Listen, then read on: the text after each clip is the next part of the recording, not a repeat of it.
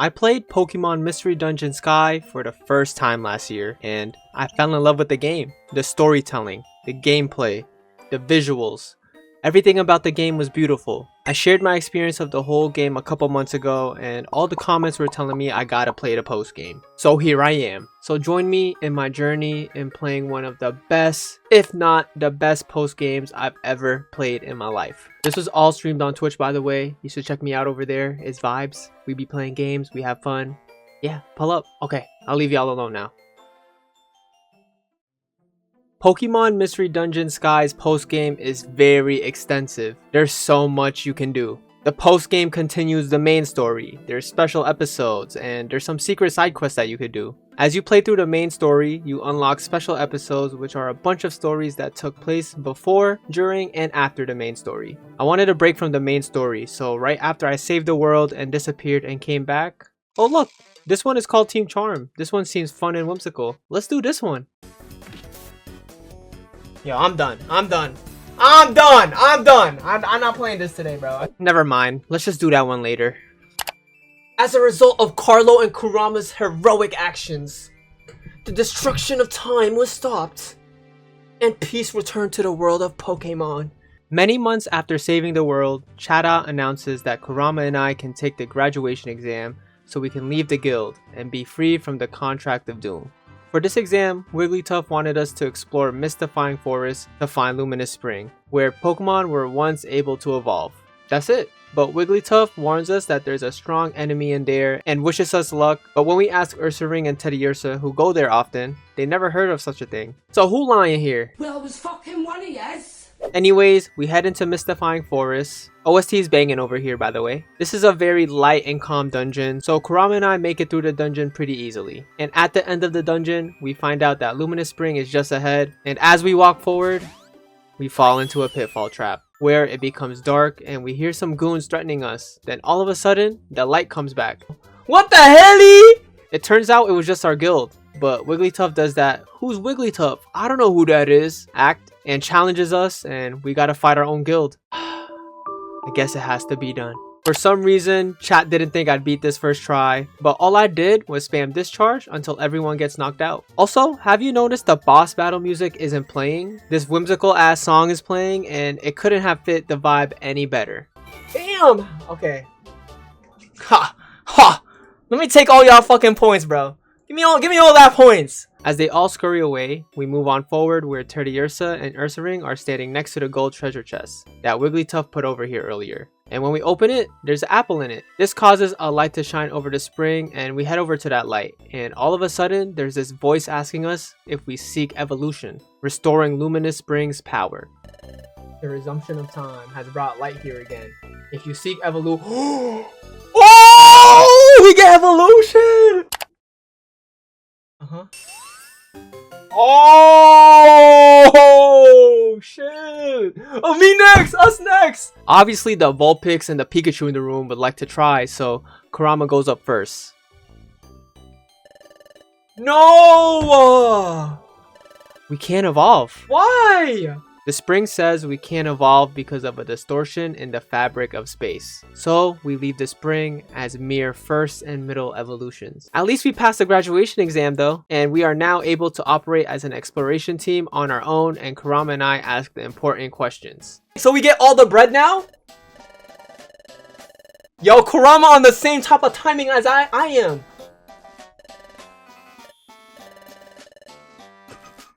You still take a cut from us even though...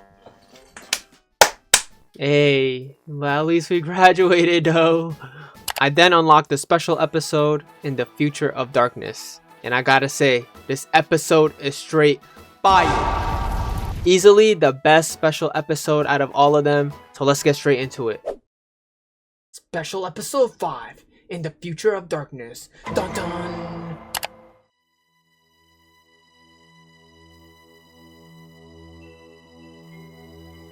You ever wonder what happened to Grovyle after he said one of the best pieces of dialogue I've ever read in my life, and after he sacrificed himself to save the world? When Grovyle arrived back at the future, he notices the future hasn't changed at all yet. Dusknoir, who is still knocked out during this, wakes up and asks Grovyle why he did it. Why would you want to disappear? Grovyle explains how he yearns for a bright and colorful world that he dreams of, and he was willing to sacrifice him and other Pokemon disappearing for that world, for a better future. He also plans to fight Primal Dialga, even though he knows he will lose, to buy Kurama and I time to put the time gears back to save the future. Dusknoir slowly follows us, and in this episode stars Grovyle as the main character that we control. It is honestly such an honor to be able to play as Grovyle, so I'm very excited for this. The first dungeon is Barren Valley, and this OST is so freaking good. I don't know why, but I was being stingy with using my moves for some reason and just kept using the basic attack, which got me in a bad situation. And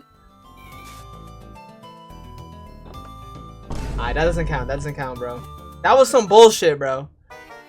That was some bullshit. The next try though, I make it to the end and head into deep Barren Valley and barely make it to the end of that dungeon. Dusknoir catches up and traps us with the Sableyes, but the Sableyes don't attack me. Yeah! Wow, what do you think you're doing? Oh! We slumped him! Look at his ass! His ass is folded. The Sableyes then corner both of us and we are forced to fight together. And honestly, Dusknoir was just some dead weight. I spammed dig and beat the Sableyes without the help of Dusknoir. After that, Dusknoir then asked to team up so we can get through the dungeons faster and so he could figure out why Sableye attacked him. So we head into the Dark Wasteland together. A short and easy 5-floor dungeon where Dusknoir and I corner a Sableye and ask why they attacked Dusknoir. And that's because Dusknoir has been replaced with a final agent who will be sent to the past to do what Dusknoir couldn't. Dusknoir couldn't take this. He starts tweaking after finding this out. Once he calms down a little bit though, we make it to Temporal Tower and start heading up. We make it through the dungeon easily, and up next is Temporal Spire. We eventually make it to the pinnacle of the Temporal Tower after, and we find no one there and find out that Dialga is probably going after Celebi to use the passage of time to head back to the past. So we hurry over to Dusk Forest, another easy dungeon with Grovyle's Leaf Blade. We then make it to the Black Swamp where we find ourselves trapped by Sableyes yet again. I just used Dig again and beat all of them. This time though, Dusknoir was able to catch a Sableye. Wait. Yeah, get your ass over here, bro. Sableye tells us that Dialga chased Celebi into Frozen Island. At the same time, Dusknoir's strength has been regained, so we gotta watch out. We head over to Spatial Cliffs to head over to the Porygon so they can transmit us to the Frozen Island. Grovyle then sees some Snoruns here and asks for help, but they laugh at him and attack him. I got it on Epic Games on PC. Damn, what the fuck? Wow, why they playing with me like that? The first dungeon is Dark Ice Mountain, where you would think that there's a lot of Ice-type Pokemon over here, which is not good for Grovyle. But I don't think I saw a single Ice-type in these dungeons. Because of that, we easily make it through and start heading into Dark Ice Mountain Peak, and eventually make it to Dark Ice Mountain Pinnacle. Grovyle almost gets hit by this ice thingy, but Dusknoir surprisingly saves him. Why would you go under that? W Dusknoir? He saved me! Then a bunch of Glalie and a Mamoswine pop up and attack us. Dusknoir sells a lot here, always cringing and not doing any damage and just eating up all my Reviver Seeds until I had none.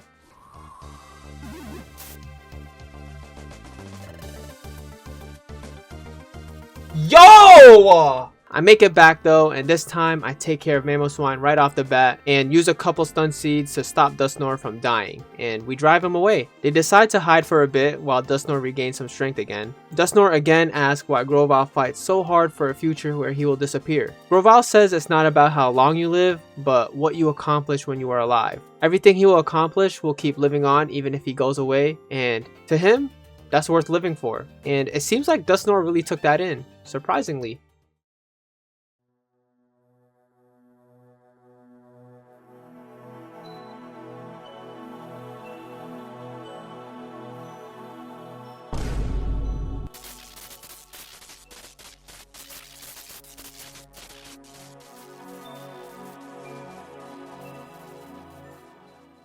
Snorunt over here tells us that they saw a bunch of scary Pokemon that passed by here. Then all of a sudden, the electricity on this rock increases. On to the next. What the fuck is happening here? Pink tape? That can't be good. So we head into Icicle Forest to catch Dialga and Celebi. We make it through the forest and see Spiritomb holding Celebi hostage. Grovyle tries to move forward, but...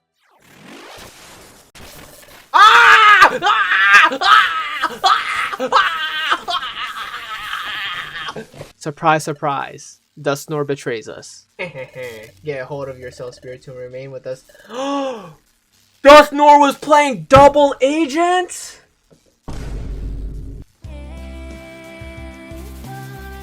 Oh my god, Dusknoir. Dusknoir was playing double agent again and made Grovyle step in the middle here because that's where this electricity is the strongest and can melt one's spirit. He plans to use Grovyle's body to go to the past and trick Kurama and I. Despite of this, Grovyle still has trust in Dusknoir because of everything they've been through to get here. All the dungeons, the conversations, the teamwork. Grovyle knew all of that had to mean something to Dusknoir. But Dusknoir didn't respond and it seems like Grovyle won't be able to make it out of here. But in the end, Grovyle was right about Dusknoir. No! No, we're gonna die! No! No! Rescue Grovyle. W, Dusknoir! He saved him, but Primal Dialga did not like that at all. They are pissed. Celebi gets free from Spiritomb because they ran away after seeing Dialga's rage. Then all of a sudden, an Aurora spawns in, which means the paralyzed planet is starting to move again. The time gears Kurama and I put in are starting to take effect in the future. Primal Dialga again is not messing with that and leaves. Dusknoir, Celebi, Grovyle, and the Sableyes plan to stop Primal Dialga from going to the passage of time to save the world from paralysis. Onwards to Vast Ice Mountain. Don't worry, Vast Ice Mountain, I hear you. Celebi joins Dusknoir and Grovyle in this dungeon. We make it to the peak and eventually make it to the pinnacle of the mountain. This is where they see Dialga in pain and notice that time is finally moving and history is rewriting itself, so everyone here is about to disappear. Grovyle and the gang decide to try and calm Primal Dialga before they all disappear for the betterment of the world, and we battle Primal Dialga. With Absorb healing me as Grovyle and spamming Dig, we take down Primal Dialga easily. The end is slowly coming. Everyone from the future begins to disappear, starting with Primal Dialga. Where did he go? As everyone is disappearing, Dusknoir lets Grovyle know he's glad he lived his final moments working with Grovyle, then disappears himself. Grovyle crawls to Celebi and they both marvel at the sun rising as this was what they were working so hard for. Seeing it together in the end makes them so happy they got to do this, even though they'll disappear. They say their goodbyes, the future is finally restored, but they disappear. Goodbye. Everyone say bye, Celebi. Oh.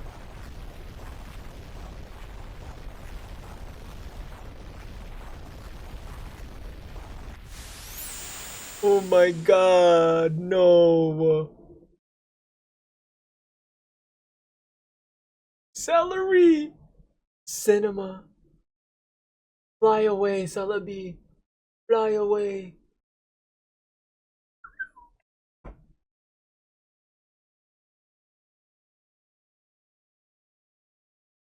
Absolute cinema.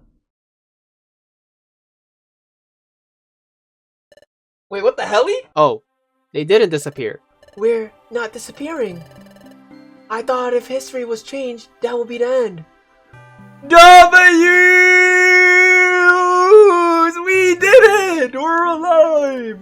Dialga then pops up healed. Dialga understands that they filled the world with chaos and takes full responsibility for it and vows to help protect and heal this world. Holy shit! Holy cinema!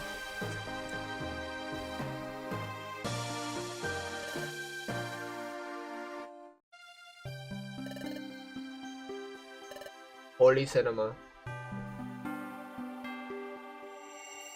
Whoa! Oh my god! Colors!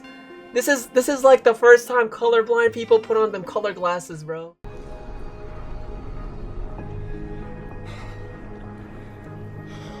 Dialga also says they are not responsible for them not disappearing, but knows it had to have been a higher being. Grovyle then screams out at the top of the mountain. Carlo, Kurama, can you hear me? We are still alive!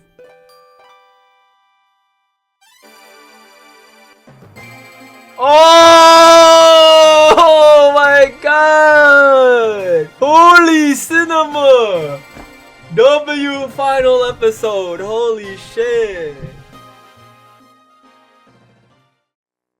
Back in the main timeline, Kurama and I head over to Spinda's Cafe to find out they are planning to explore the rest of Sky Peak. They just found a bunch of hidden villages on this mountain, not these hidden villages, but villages where shamans live.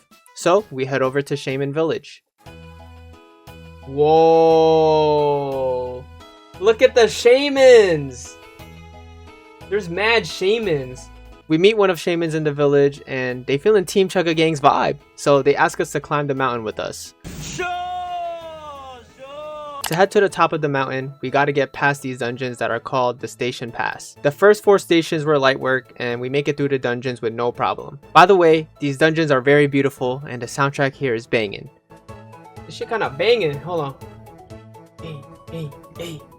Before heading into the 5th station, Octillery comes back and asks us for help because Sneasel is getting pressed by some Pokemon. We hurry onwards and make it through the 5th station pass and see Sneasel getting pressed by Carnivines. Oh, just Carnivines. What the fuck?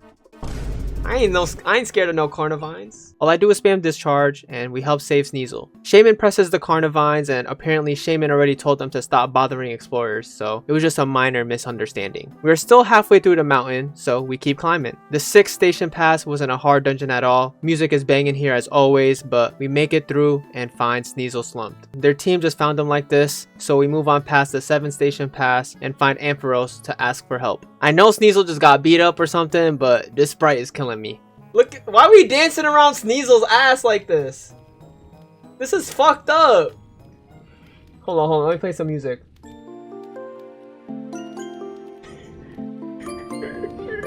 After emoting on Sneasel, we head on to 8th station pass and everything was going fine until now.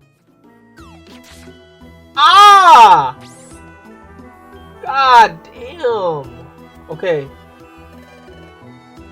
Thought it was right. Looking closer, this is Revisor Seed.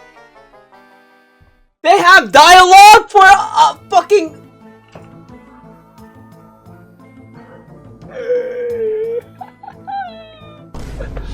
Nah, they can't think they're funny, bro. They think they're funny. I thought I was revived. I know I was a bit tilted here, but that dialogue is based, and this is why we all love this game. The next try though, I make it through, and up next is Sky Peak Summit Pass. But I encounter another Marowak. Please don't hit me. Oh my, we're fucked! We're fucked! Yo, fuck this guy! Actually, fuck that guy, bro! Fuck that guy, bro! In the mainline Pokemon games, you usually don't bat an eye when Pokemon use moves like Bone Rush or Fury Swipes. But I swear in PMD, they are the meta. And this is exactly why. They are so annoying and trust me, this isn't the only time where it gives me troubles. Anyways, I head back into the dungeon and make it through this time to make it to the Sky Peak Summit. And the summit looks mad crusty and dusty and we find out why. Icky, sticky, grimy, slimy, we love dirt and slime? What the fuck is this? Grimer and Mucks? The Grimers and Mucks have taken over Sky Peak and caused all this dirtiness, so we battle them. And we all know how this went with Pikachu's discharge. That sounds crazy, but you get what I mean. We beat them easily, and Shaman uses their motion and just reminds them that this is the summit and they need to leave, and they apologize and dip. Shaman then uses their power to clean up the rest of the summit. Nah, Shaman, you can't take it! Wait, Purple Shaman looks kind of tough though. Hold on, man. Hold on. Imagine we can catch a Shaman like that. What the? Are we gonna see Shaman the Hedgehog?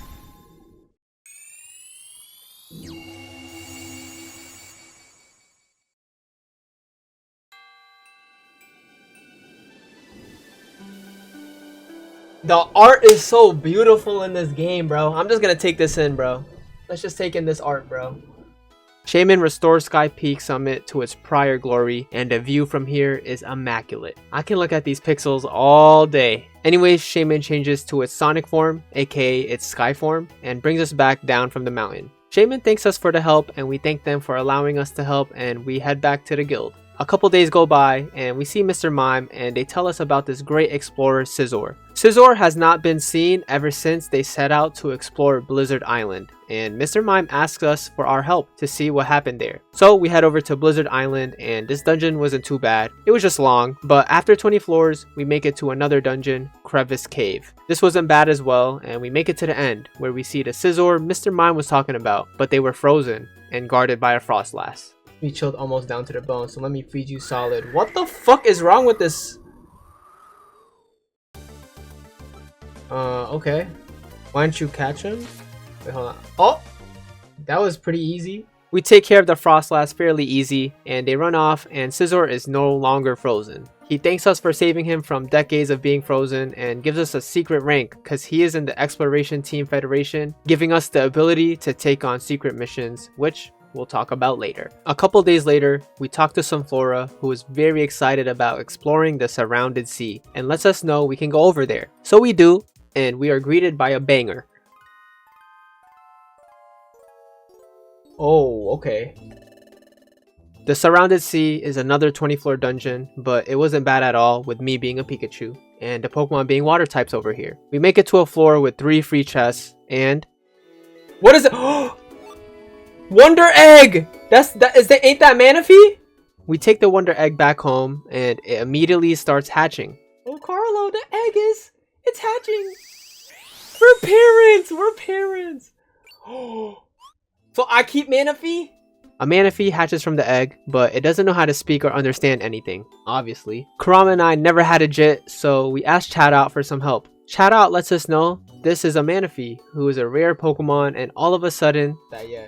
Wah. Oh nah, we gotta take care of this baby. Manaphy starts crying because they are hungry, and SHOUTOUT tells us to feed Manaphy some blue gummies, which can be found at Craggy Coast. And I gotta say, this is my least favorite part of the post game. Finding certain items to progress with the story, in my opinion, isn't fun at all because these blue gummies are pure RNG. I can complete Craggy Coast's entire dungeon and not find a single blue gummy. Sleep Seed.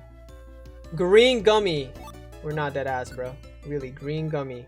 So I would have to repeat and repeat until I find one. About 30 minutes of exploring Craggy Coast and finding nothing, I was so annoyed, so I got off that day. Before the next stream though, I played a lot of Craggy Coast offline and was able to get my hands on a blue gummy. So this next stream, I gave the blue gummy to Manaphy and they ate it and stopped crying. We decide to keep Manaphy until they grow up a little more, until letting them go out to the sea to their natural habitat. And in order to move on with the story, we've got to find yet another blue gummy. Luckily, the second time I go to Craggy Coast... Oh my god, let's go!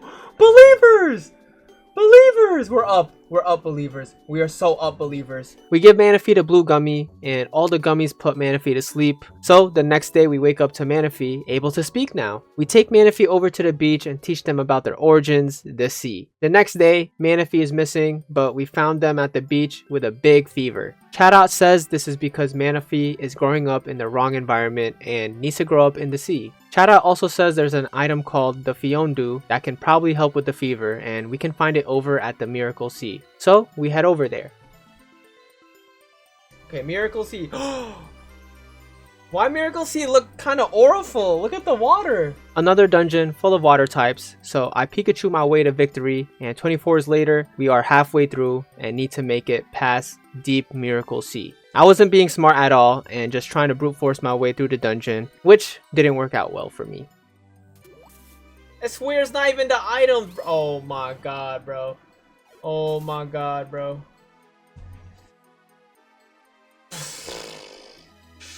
The next try, I couldn't even make it out the first floor. Yeah, get away from me, please. Oh my, oh my god! Who made this floor? No. Oh my god, bro. No. I'm resetting again. Of course, the last 5 floors I gotta get through, I start struggling. But alas, the next try, I finally lock in. I don't even know what taunt does. Please tell me it's actually the last floor. Thank fucking god! We make it to the Miracle Seabed, where we see a bunch of Fions being all joyous. but that immediately stops when Gyarados ruins the party. We easily beat him with a couple of hits and save the Fiones. They thank us by giving us the Fione Dew, and we come back home and give it to Manaphy. Manaphy begins to feel better, and after a few days, Manaphy is back to their joyous self. But now that they're all good, we know it's time to let go of our child. In order not to prolong anything, Walrein takes Manaphy quickly, and we couldn't even have a proper goodbye. This shit was sad. Yo, why they grabbing Manaphy? You gotta go, Manaphy. We can't. I'm sorry, bro.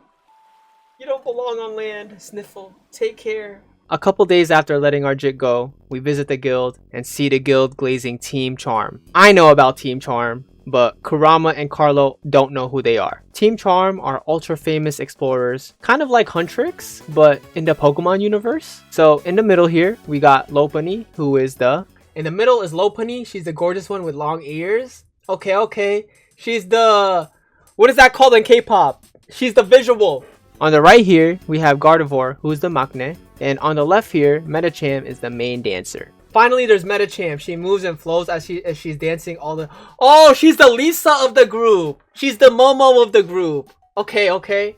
Anyways, somehow Wigglytuff knows Team Charm, of course. I swear this motherfucker knows everyone. But Team Charm is here to ask Wigglytuff if he has the key for Aegis Cave from a while back. Wigglytuff gives it to them, and on their way out, we all ask if we can join them in exploring Aegis Cave. And they let us. So we follow them, and Team Charm glazes us real quick. Your Team Chugga Gang. That's quite a good name. Thank you! They said our name is good! We all decide to race for the treasure in this dungeon, so we head into Ice Aegis Cave, and once we make it out, we find ourselves back where we started. Team Charm couldn't figure out the puzzle, but this little pillar in the middle has 3 unknown letters that spell out ice. Fuck ice. And some unknowns drop a stone with their letter, so I guess I have to find the stones that correspond to what the pillar says. And to think finding blue gummies for Manaphy was bad. Okay, bro, I feel like I'm in an isekai right now, bro. I feel like I'm in ReZero, bro. I played through the dungeon a couple of times, but I eventually was able to get the last unknown letter I needed. That's not it. Is this it? Please. That's it. Let's fucking go, bro. I close my eyes, and the pillar absorbs the stones, and a staircase appears. And this leads us to a Regice.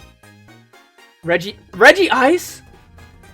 I easily beat Regice, and we get permission to keep going, and we have to do this all again, but the stones on this pillar read rock. I wonder where this is going. Anyways, I find the letters R, C, and K easily, but O is giving me so much trouble, I started camping around the staircase until the dungeon was forcing me out. But to no avail. Come on. That's a O! O! Come on, O! That's another O! Fucking O! Oh! How are you selling me, O? That's 3 O's! Soon after, though. Oh! Let's go. We got O. I don't care. The pillar now responds to the stones, and another staircase appears to a Regirock, and we take care of... easily. You probably guessed it. The next pillar needs the letters to spell out steel for... I don't know. Who could that be? I got a lot of letters from looking for O that I only need one letter here, and that's T, and I find it easily. T.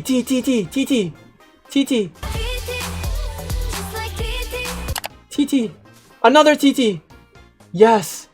Okay, we got a T. We actually got a T. I submit the stones to the pillar and fight Registeel, and once we beat them, Team Charm appears in front of us, and it appears that they couldn't beat Registeel. But since we beat them, we were able to save them. We then move on to Aegis Pit Cave.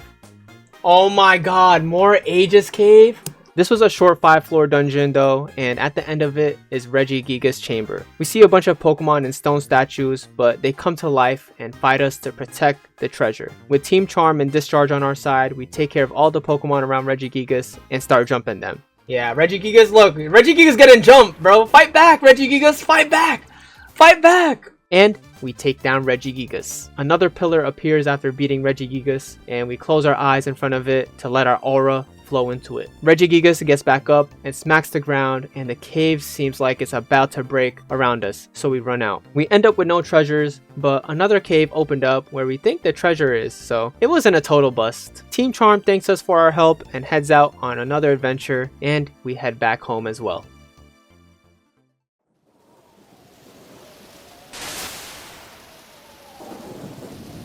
One night back in the main timeline, the rain is falling down hard and seems like there's a storm coming. Kurama and I talk about the fight at Temporal Tower and how we can't evolve. Meanwhile, somewhere else in the world... Whoa!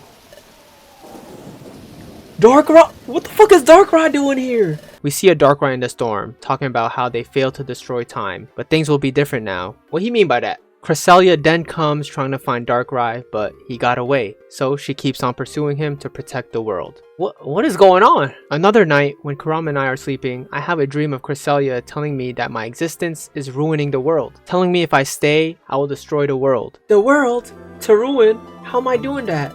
Because you are in this world. Because you exist here. If you remain, the world will be destroyed. What? Cresselia trying to kill me! The next night, I get another dream where Cresselia tells me that I'm causing a distortion in the fabric of space because I come from the future, and again tells me I should not be here, making me second guess myself. But when I wake up, Kurama cheers me up. W friend. Bidoof then catches us as we wake up and asks for help because Azurill is in trouble. What's the matter, Bidoof? What's the big hurry? There's trouble afoot. Little Azurill. Azurill again, bro?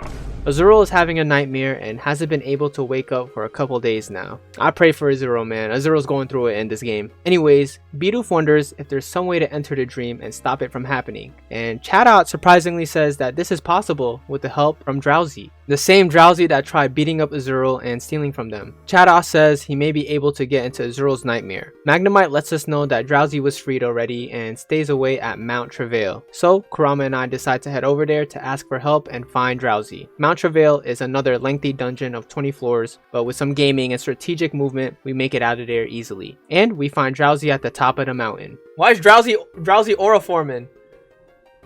And he's surprised that we are asking him for help. He feels very remorseful for what he did to Azurill earlier. I don't know if doing this would ever make up for it, but if it would help Azurill even a little. Damn! Character development from Drowsy? W Drowsy, bro! I did not expect this. So, he agrees to help us. He is able to get into Azurill's dream. Okay. Whoa! This is the dream world? And we make it into Azurill's nightmare, and as we explore, we reach the depths of this nightmare, where we find... Show yourself! I am... Oh! Cresselia! This is where Kurama and I realize that we have been having the same dreams from Cresselia. Cresselia tells us that there's only one way to get rid of the distortion that we cause, and it's to get rid of us. That is, for you to disappear. I have been waiting for this opportunity. Whoa, whoa, whoa, whoa, whoa, whoa, whoa, whoa. Hold up. Hold up, Cresselia. Whoa, whoa, whoa, whoa, whoa, whoa, whoa, whoa. You want to jack static with us? Right as Cresselia was about to make us disappear, Drowsy starts calling for us, and Cresselia backs off for some reason, instead of finishing the job, and tells us that we should consider disappearing ourselves if we really care about the world. Which sounds like a whole lot of gaslighting, but I digress. Oh my god, I think that's Darkrai, no? Drowsy comes through and saves us, and we leave the nightmare. We explain what's going on to everyone else, but obviously leave out that Cresselia said we can solve this if we have to disappear. But when SHOUTOUT describes Cresselia, he describes Cresselia like she's full of whimsy and joy, but the Cresselia we met, though, seemed a bit dark. Right. That night, Kurama is hella worried. I am as well, and I noticed that Kurama cheered us up earlier, even though they had the same bad dream we did. So we gotta stay strong and push for each other. I wake up in the middle of the night to find Kurama not sleeping. I find him contemplating life, and we talk about how we would have done anything to save the world, even if that means disappearing during the Dialga arc. And even though this time we need to do the same thing, something feels off. So we decide to keep fighting so we don't have to disappear. We have to keep going, Carlo. Let's find a way out of this. The feels. With Dialga, there was a distortion in time, but now it's a matter of space. So we ask Lapras if they know anything, and the only thing they know is the being that possesses the ability to distort space itself is Palkia, and Spatial Rift is said to be their domain. The only problem is, we don't know where that is. Surprisingly, later that night though, Palkia just shows up. What the fuck? This motherfucker just popped up out of nowhere! Palkia is here to end us.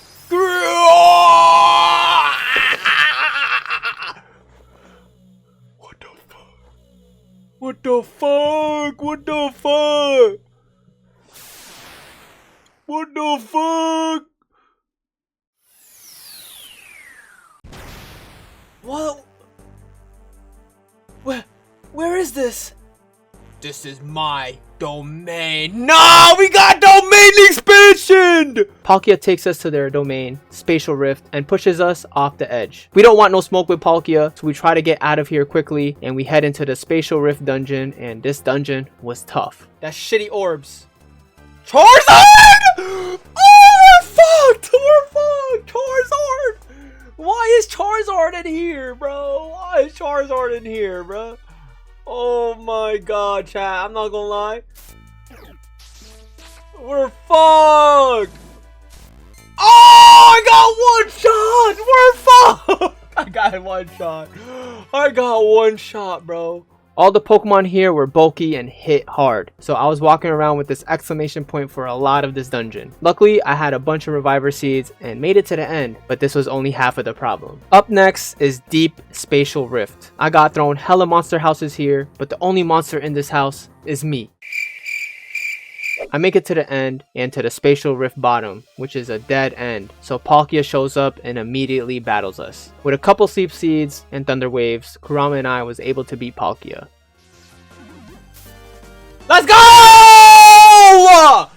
Don't ever fucking doubt me in this game, bro. As Palkia is screaming, Palkia has been enveloped in a nightmare, and we hear a voice saying that we caused this darkness. They then send us into Palkia's nightmare to see for ourselves. When we head in, Palkia still wants to end us for distorting space. Then, Cresselia pops up trying to do the same thing to us. Palkia then tells Cresselia to wait, because we don't seem like we want to cause any malice. Then Palkia reveals that Cresselia has also been spreading their propaganda in their dreams, making us seem like villains. As Cresselia attacks us, don't abandon hope, now take this.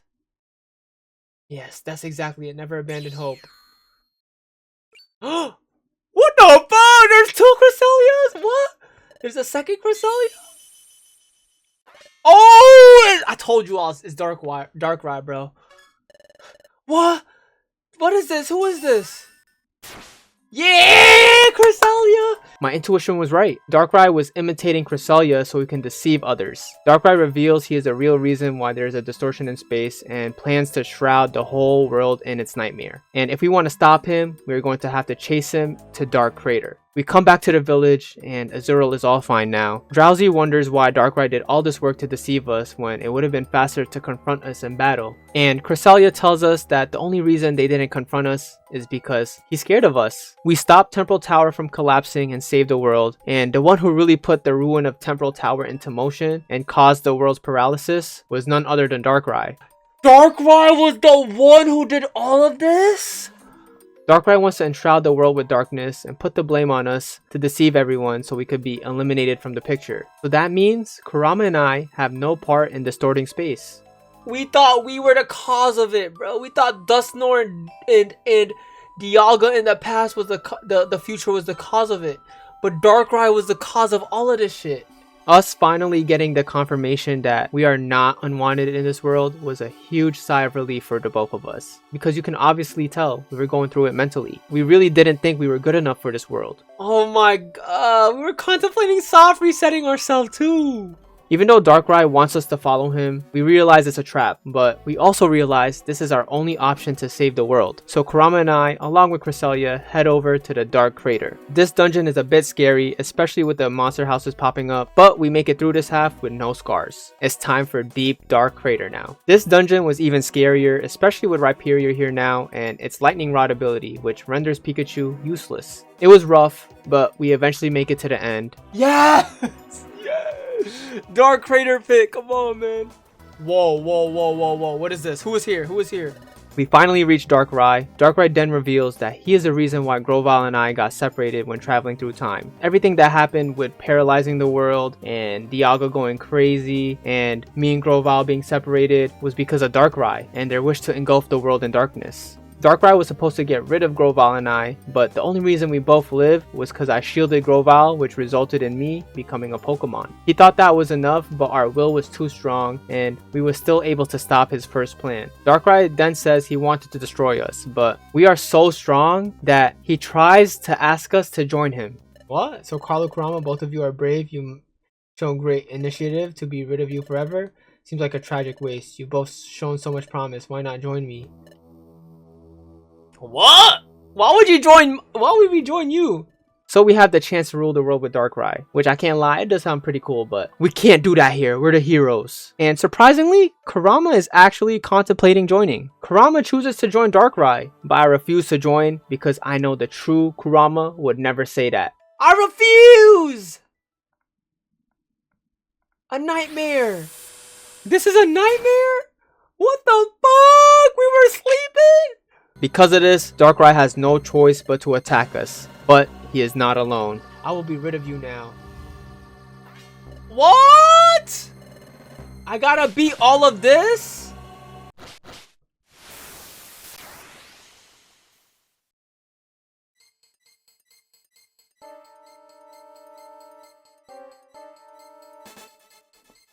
How the fuck do I do this?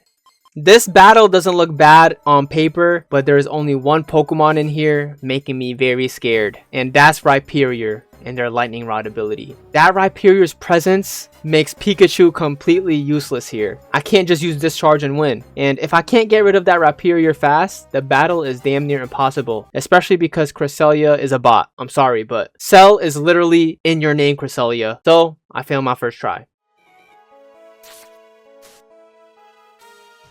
What am I supposed to do there? Yeah, nah, we beating this another day, bro. I make it to the Endo again, but... Oh my god. Yo, that was such a bad try. How do I even beat this, bro? Like, what? Not only am I worried about Rhyperior's Lightning Rod ability, I gotta worry about Darkrai's Ominous Wind, which hits hard and Darkrai can use that move from anywhere in the room. I quit again after dying here, but before the next try, I stock up on some seeds. I now have a bunch of Stun Seeds, Sleep Seeds, Oran Berries, and a few Reviver Seeds, and I think I'm ready now. When I make it to the boss fight again, I start off by throwing a Stun Seed at Darkrai, but realize this is still impossible because on my way over here, I burned through all 3 of my Reviver Seeds, which was purely for Cresselia. I also encounter a new problem. I got wrapped by Arbok, and that prevents me from attacking. Why can't I use a move? What the fuck? I'm wrapped! I still give it a good try though, but still end up failing. How am I still wrapped? Oh my god, bro. Oh my god! I can't, bro. I can't. Oh my god, bro. The game makes me get off for the night again. But for the next try though, look how many Reviver Seeds I grinded for. Shout out the Surrounded Seed. Now that I got more Reviver Seeds, here's the strat. Let's go. Okay. You want Kurama just to straight throw blows, you know? So we're gonna use tactics and I'm gonna be like, go after foes. We want Kurama to go crazy. Cresselia, just try to stay alive. Okay, chat. Look at the numbers. We have 1, 2, 3, 4, 5, 6, 7, 8, 9, 10, 11, 12, 13, 14 Reviver Seeds. You know, not as much as we came in with, but we still have a good amount. Hear me out, okay? First thing I'm gonna do is I am gonna stun this Baka. We're gonna kill this Arbok. Boom. And then we're gonna kill this Rhyperior right here. Oh fuck. Misstep. Even with all that planning though, I took a massive misstep switching Kurama and I. This keeps Rhyperior alive for a little bit too long. But even then, I still got rid of Rhyperior and was able to discharge and defeat all the other Pokemon. And all that's left is Darkrai. But because that Rhyperior was alive for maybe 2 or 3 extra moves, Cresselia burned through a lot more of the Reviver Seeds. And unfortunately, all of a sudden, Cresselia decided to try and be a hero. Okay. Stop, Cresselia! Fuck are you doing? You deadass just killing yourself! What is Cresselia doing, bro? I swear, bro. Fuck. Cresselia! Add that with Darkrai waking up fast and us missing our attacks. Oh my god, please, please, please. We need to sleep so bad. How are you missing? How are you missing, bro?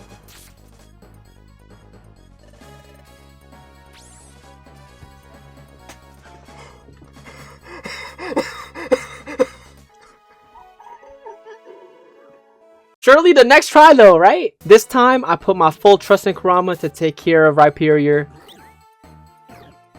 And I want to be here. Nice. Oh my god.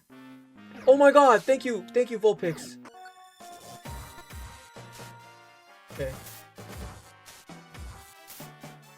Okay, good. Good. Okay, discharge. Yes. Okay. We just gotta kill Aggron. Okay, I'm gonna go for another one. Good. Okay, good. Thank you. How much HP? Thank you. Oh my god. We did it. We did it. We did it. We finally beat Darkrai. Darkrai tries to time travel and escape, but Palkia comes to stop him. As Darkrai tries to escape, Palkia attacks him at the same time, and this causes Darkrai to likely have the same amnesia I have. So Darkrai shouldn't be a problem for a while. Palkia leaves Orphaley now that the job's done, and we head home as well, and we all live happily ever after. We wake up the next day though to Cresselia trying to join our team. I pondered many possibilities. May I join Team Choco? You want to join our team?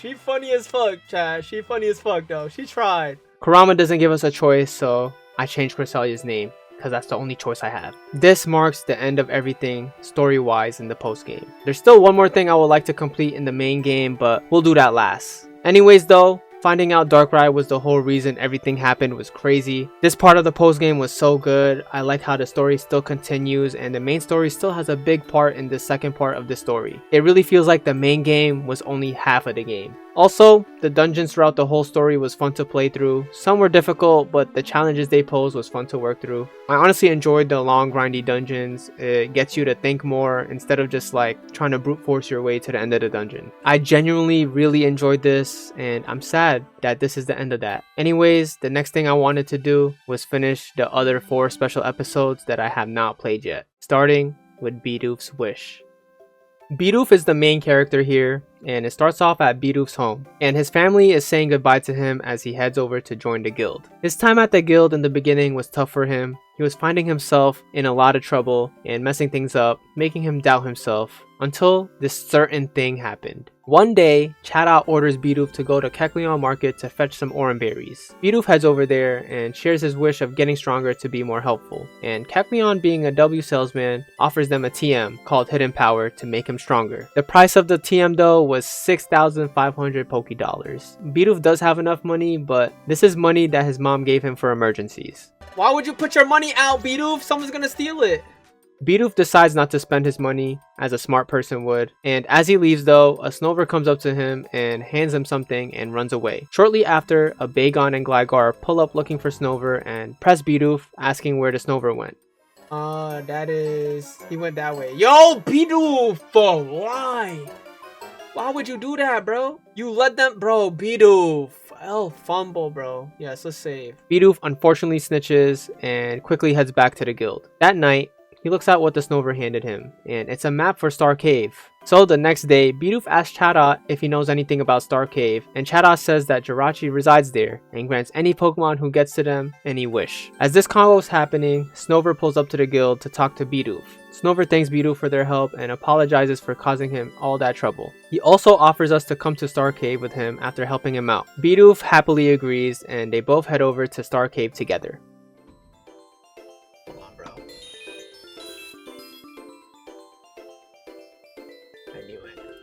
Okay.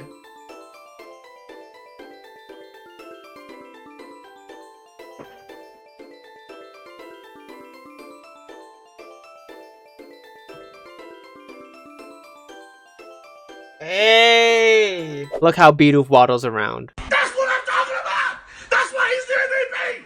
That's why he's the GOAT! Anyway, Star Cave was easy AF, and we head on to Deep Star Cave, and this place is also stunning. Damn! Bidoof and Snover make it to the end, and Jirachi is nowhere to be found. Suddenly, Bagon and Gligar pop up and calls Bidoof gullible. Why are you here? Jirachi was never here. No way!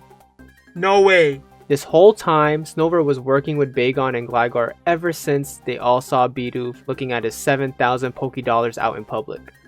Damn! I told you shouldn't put your money out there! People are watching! Bro, Bidoof, why you put 7 bands out on the public, bro? Fuck! So Snover and his gang try to take Bidoof's bread. Bidoof completes the 3v1 easily though, but even though Bidoof wins, they still bully Bidoof. Bidoof is on the ground and they're pressing him for his bread, but he still doesn't give it up. But all of a sudden, 1. Don't shirk work. 2. Run away and pay. 3. Smiles go for miles. Who is this?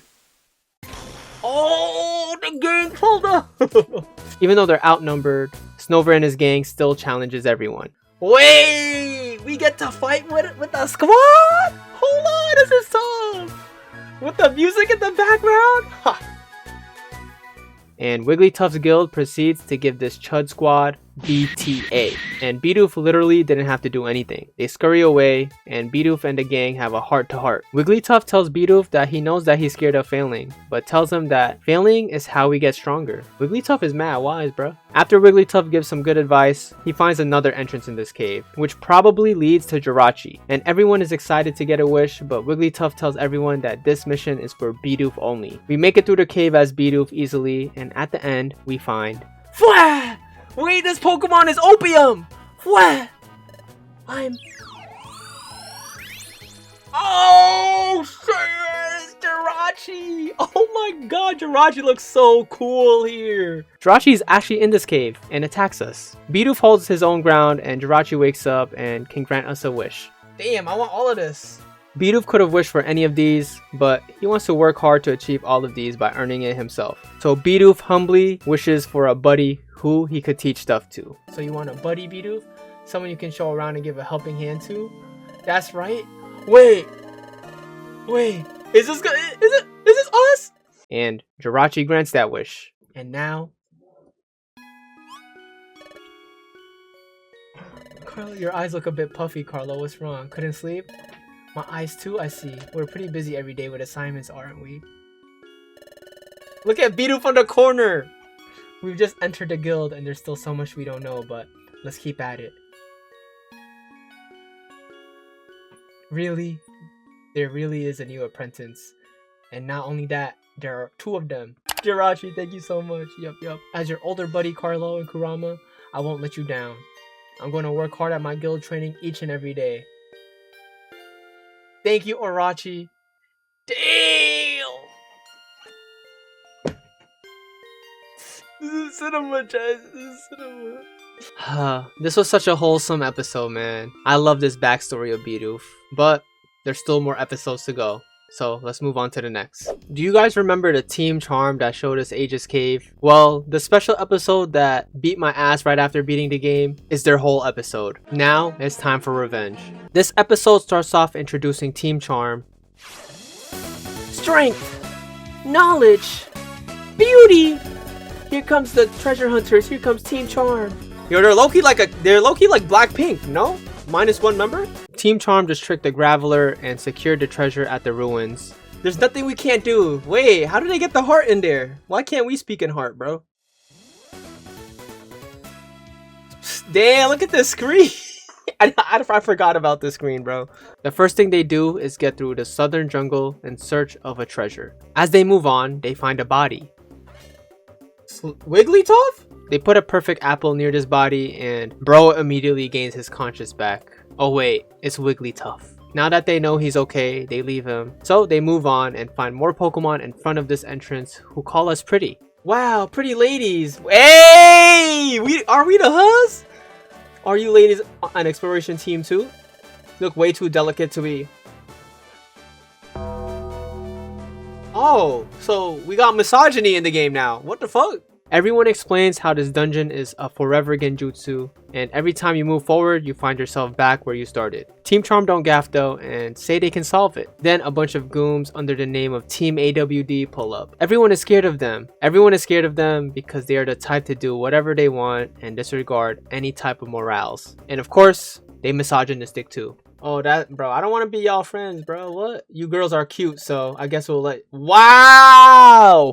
Wow! The misogyny is crazy this episode, bro. They try to press Team Charm, but they are all talk and no bark, and they go on first, but threaten them at the same time. Anyways, Team Charm locks in and heads into Boulder Quarry as well. They get through the dungeons easily and make it to the Boulder Quarry clearing, where they get trapped by Aggron and Lairons, because this is their territory. Anytime. Okay, let's go. Ha! Dual set Team Charmimida! Sugoi! So this is where I got rocked last time and never touched this episode again after that. But this time, my brain is working. I hope. Last time I tried to brute force my way through the battle. This time though, I have Gardevoir use Thunder Wave on everything. I got Medicham just attacking since they deal super effective damage. And Lopunny, just do your best. But it wasn't enough. Okay, bro, okay. Medicham! Ah! So then, I try again. Chill, chill. Ah! And again. Yes. Oh shit, I got hit. Fuck! No! No! No! And unfortunately, again. Fuck! Something's gotta change. I keep failing here, but this time I won't give up. This time I start off with 2 agilities to make us faster, giving us more turns. I still have Gardevoir using Thunder Wave again and Medicham attacking as well. This time though, I throw a Totter Seed at Aggron to keep him busy. Then, my main problem the last few tries was keeping Gardevoir alive, so I do a better job this time, switching places if I have to so Lopunny can tank hits and I can just let Medicham clean up the rest of the Lairons. They take care of that guy. Damn, shielded. Woo! Let's go! Let's go! Let's go, bro! Oh my god, I'm such a chud. Team Charm finally makes it past these chuds and they can move on. But this time, they have 2 entrances to pick from. So, they choose the left side. They make it through the dungeon, but end up in the same place. So the next time, they try the right side, but end up at the same spot again. Team Charm is lost, but then this apple rolls over towards them. I thought I'm in a forever genjutsu here, bro.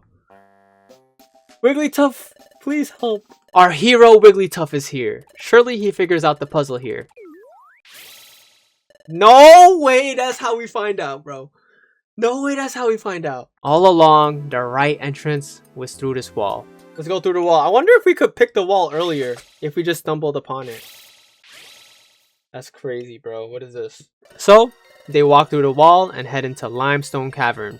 Damn, what's behind here? I still wonder what legendary is gonna be here, y'all. They make it through the cavern and deep limestone cavern and make it into the depths of this cavern. Team Charm finds a treasure, but when they open it, there's nothing inside. And of course, at the same time, Team AWD pulls up. They accuse Team Charm of cheating and lying. Basically, they're just a bunch of sore losers and wants to throw hands with Team Charm. Shoot for the sky, Team AWD. Hey, we Team Charm. Dude said Team Charm. Imida, cue it up. Let's fucking go.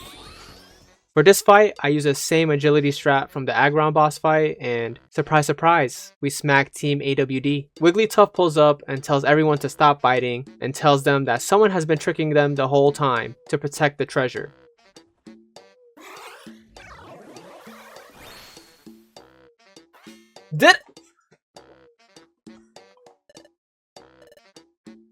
This whole time, it was a Ditto making us go through all of this? Oh my god. This whole time, Ditto was just playing us. Starting from the beginning, when we saw that Blossom before Southern Jungle, I low-key clocked it too, that the Blossom looked a little goofy. Yo, what the? Wait, look at his face on the top, bro. This shit look like a Ditto. Ditto deceived us to protect this place because he was protecting something very important, a time gear. Okay, Ditto, I forgive you. Incredible mysterious scene, but it's so... They said the word mysterious. Team AWD decide to leave without anything and everyone is surprised. If it's some other treasure, it'd be fine, but you can't just steal a time gear and take it with you. Even though we're scoundrels, we know.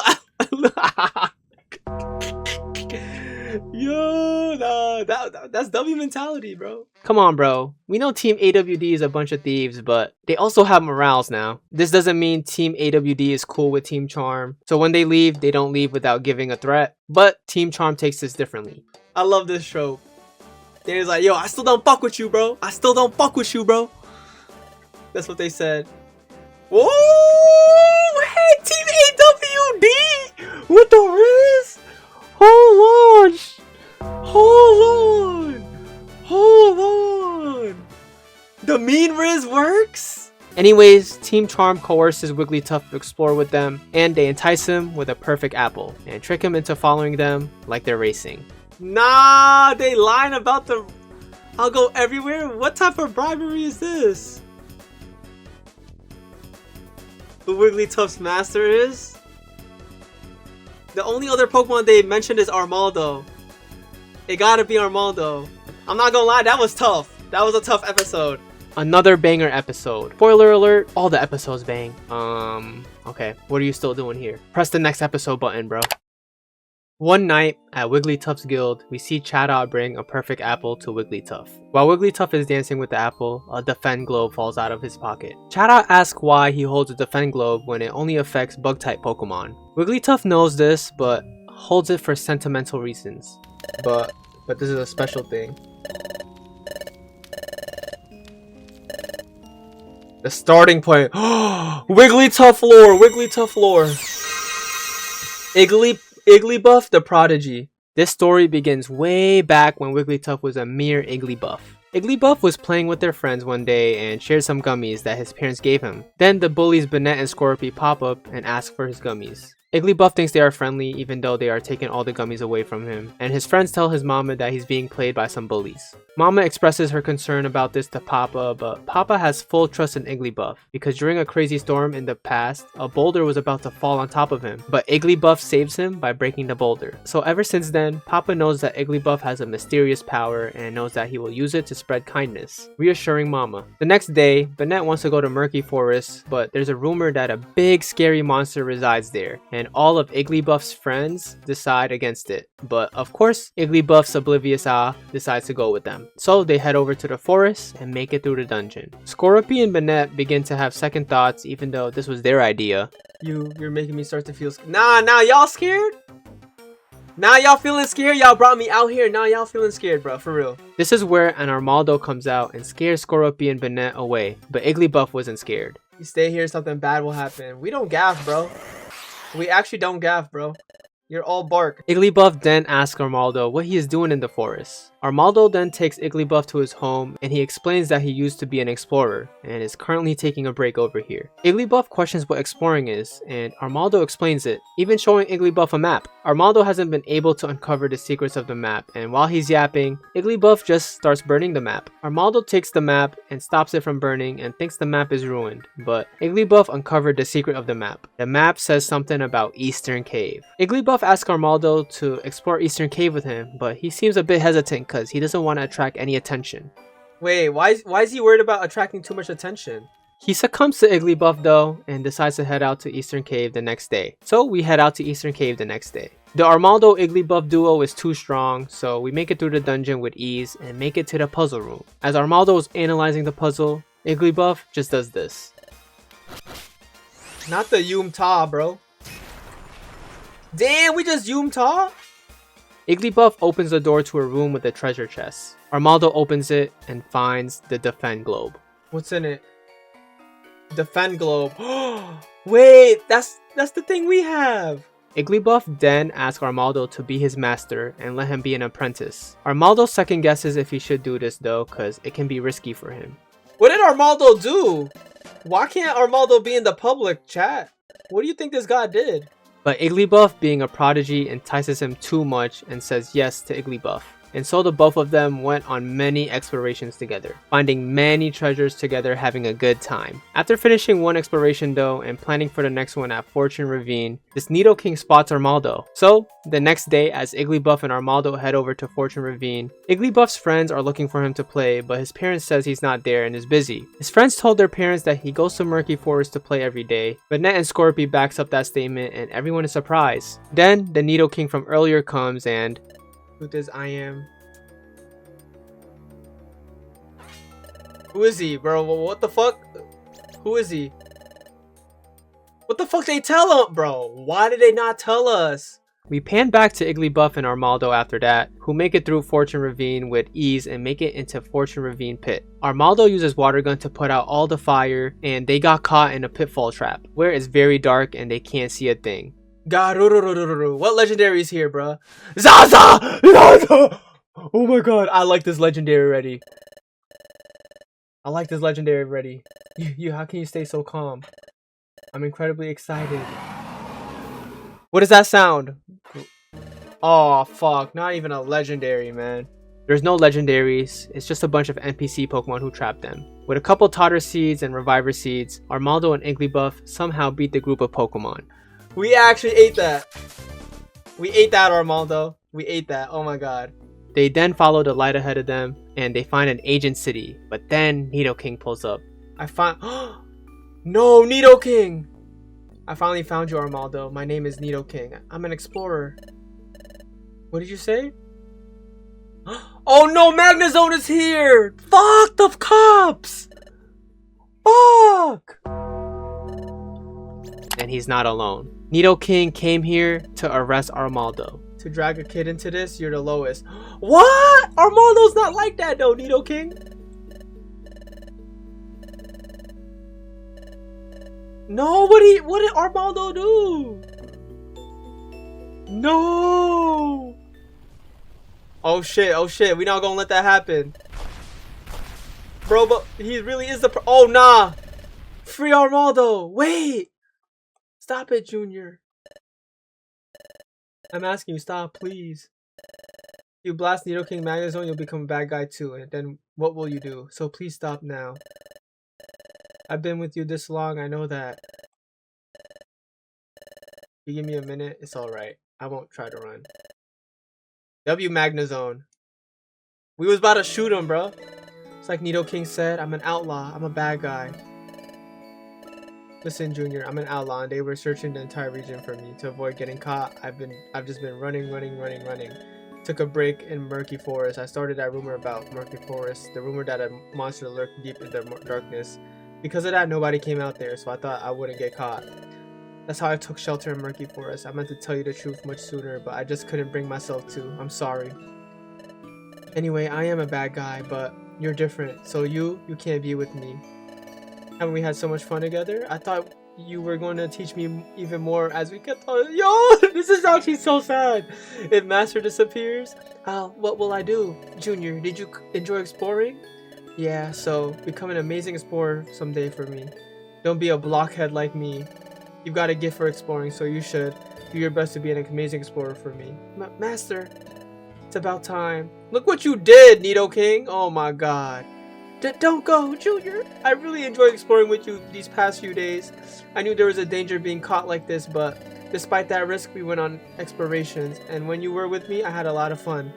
This was the first time I ever really enjoyed exploring. And you are the one who has shown me how fun it can be. Thank you very much. Elf friends though, like Igglybuff's friends did this too, bro. I don't want you to go. Junior, try to understand. I have to answer for the things I've done, but when I finish, then if I still feel the same, I'll become an explorer. I don't know when that will be, but when that day comes, I'd like to go exploring with you again. It's a promise. Sorry to have kept you waiting.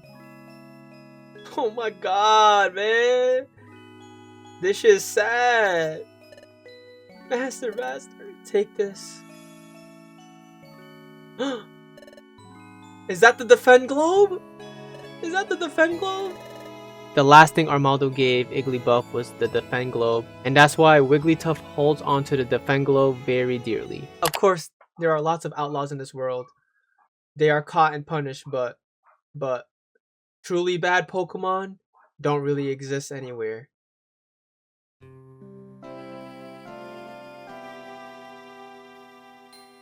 Damn! Oh my god, bro. Oh my god. That was tough. Holy shit, this was a good one as well. Well, there's only one more episode left. Might as well finish your binge. The last special episode I have left is today's Oh My Gosh. This episode's main character is Sunflora, who shares they haven't been getting along with Loudred lately because of a misunderstanding during an exploration mission. Sunflora is then given an outlaw to chase, Haunter, who was last seen at Spring Cave. So Sunflora heads over to Spring Cave and makes it to Upper Spring Cave, finding Haunter and immediately getting into battle. With Sunflora using Grass Whistle putting Haunter to sleep, this battle was very easy and Sunflora defeats Haunter. Alright, I guess Grass Whistle tech? What a chud, bro. What a fucking chud. As Sunflora defeats Haunter, Sunflora gets flashed, and all of a sudden, Haunter's all fine again. Possible to knock me out. Why, you ask? Well, it's because I'm invincible. Bro is not invincible, bro. Haunter tells Sunflora to give up because she won't be able to beat him because he's invincible. But she doesn't give up and keeps going through Upper Spring Cave and makes it through Middle Spring Cave. Sunflora then beats up Haunter again, but the same flash happens again and Haunter seems fine again. This time, Haunter then spawns in 2 Slugmas to take care of us, but... Oh shit! Can we just battle them?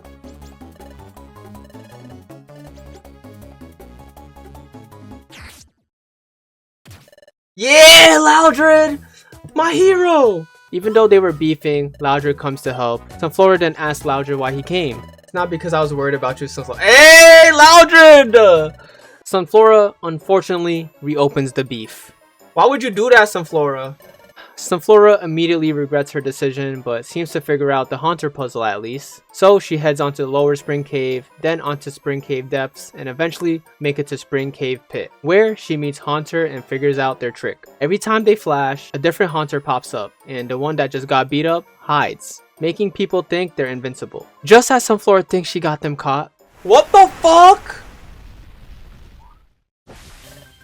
Wow, of course they gotta nerf me like this, bro. It seems like they got Sunflora, but a hero comes yet again.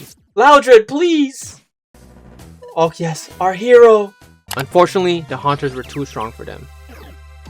No! Oh my god, bro! The next time though, I lock in as Sunflora and focus on getting all the Haunters asleep and healing when necessary. Making sure our HP was okay, especially with the burn, was tough to manage, but brick by brick, we eventually take out each and every single Haunter. Let's go! Let's go! Oh my god, bro. That was actually a hard one. Loudred and Sunflora were able to beat the Haunters and catch them. They saved the day, and later that day, Sunflora then writes in their diary what they wanted to say to Loudred, wanting to apologize to them and wanting to be friends again, and hopefully putting their past behind them. What I couldn't say then, thank you. Okay, calm little short story. I wouldn't say this is a banger, but this is a calm filler episode. But with that, all of the special episodes are done. All of them done! Geyser!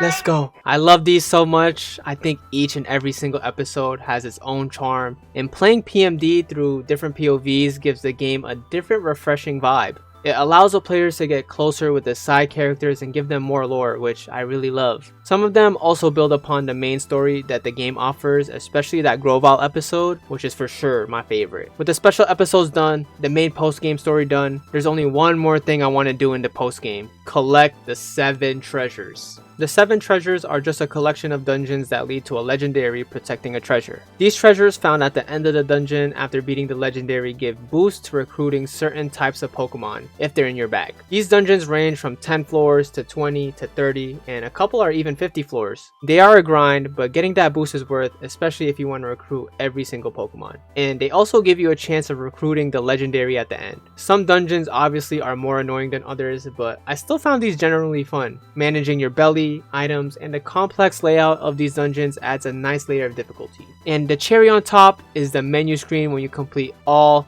7 treasures. It makes me feel like I 100%ed the game. Nice. Also, lastly, even though they said you are not able to evolve you or your partner, that's cap. Once you beat Darkrai and a few days go by, Ursaring comes up to us and tells us something is different about Luminous Spring, and it seems like a fog has been lifted. Oh my god, we're growing up! From human to Pikachu to Raichu! Oh my. Thank you for telling me this, Raul. Okay, Raichu actually looks very tough. Oh my god, look at us. We're so fucking huge. If you couldn't tell already, I genuinely enjoyed this game through and through. I thought this game was already a 10 out of 10, but the post game takes it even beyond that. I did not expect the post game to be filled with this much content. I already did a lot here and in the first video, and there's still more that you can do. Not only is there a lot of content, but all of it is meaningful, and the same amount of love put into the main game was put here as well. And ever since I booted up this game last year, I can fully understand why this game is loved by many Pokemon fans. This is a game truly for people who love Pokemon. But anyways, I want to thank each and every single one of you guys who showed love, not only for this video, but as well as the last video. And I hope you guys enjoyed this one even more, because I know I did. Lastly, shout out to all my Patreons. And if you want to see this whole entire playthrough from the beginning, unedited, go subscribe over there. I'm going to post it by next week. I love y'all. 100%ing Outlast is up next. Hope to see you there. Besitos.